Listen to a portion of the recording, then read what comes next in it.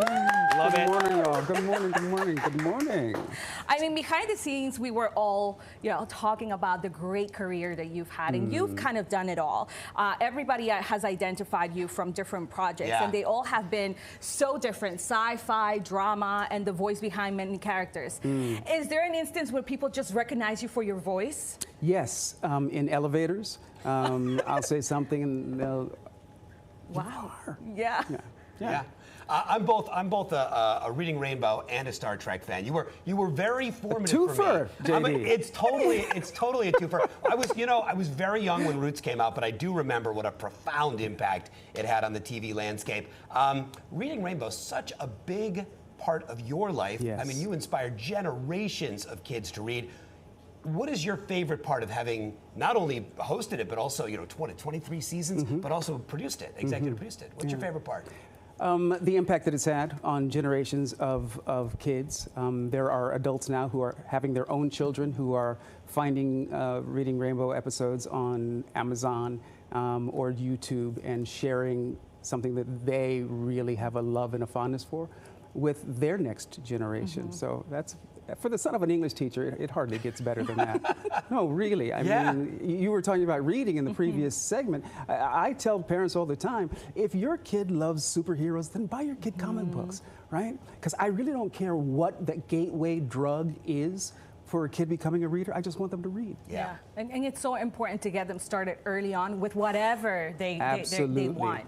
Now, you're part of our family, the Pix 11 CW family, hosting Trivial Pursuit. We actually saw a clip at the beginning before this. Right. Does this game show work the same as the board game? Well, it does in the sense that there are so many familiar elements, right? The categories, the colors around the wheel, the questions. It is the board game, only brought to life for the audience and the contestants. I think we've done an incredibly good job at adapting the board game to a TV show. It's cool. Yeah, you've got 2 seasons under your belt. What's your favorite part of that? It's a kind of a whole new role for you, right? You've done so many different things. It is, and it's one that I really wanted to take on. It's different. It's so different from anything that I've ever done. But I am sort of familiar with the host sort of gig.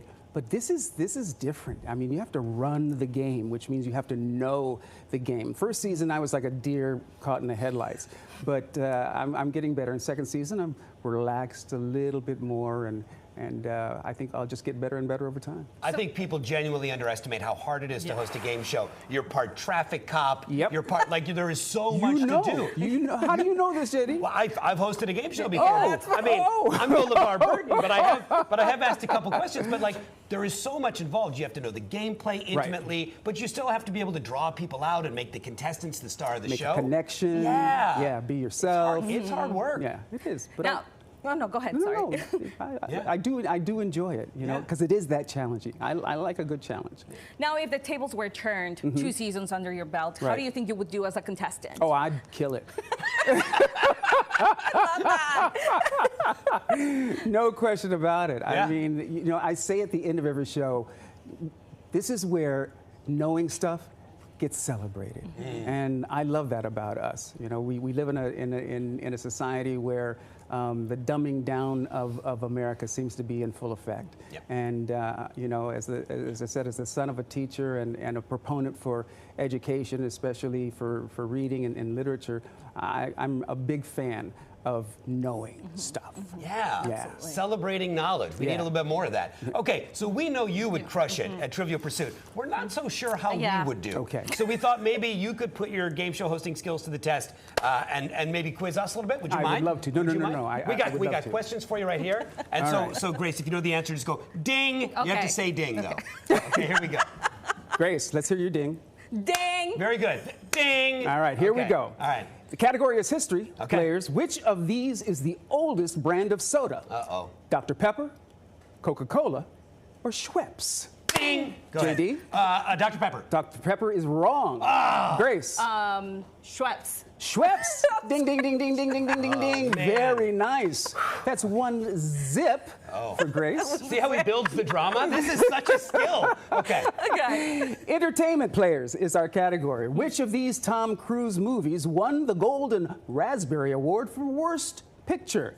Is it Cocktail, Far and Away, Vanilla Sky?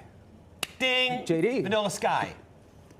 Incorrect. I'm not very good at this. I don't know this. The choices are far and we only away got two left. cocktail. Cocktail? Ding, ding, ding, ding, ding, ding, ding, ding, my ding. heavens. Well done, Grace. We are now 2-0 Wow. in favor of Grace. Science and nature. Here we go. Which planet in our solar system has the largest number of moons? Oh, I'm gonna get it wrong. Jupiter, Neptune, or Saturn? Din. Grace. Saturn. Saturn, exactly. Ding, ding, ding, ding, ding, ding, ding, ding. Saturn has 274 Show moons. off. I mean Saturn. Saturn.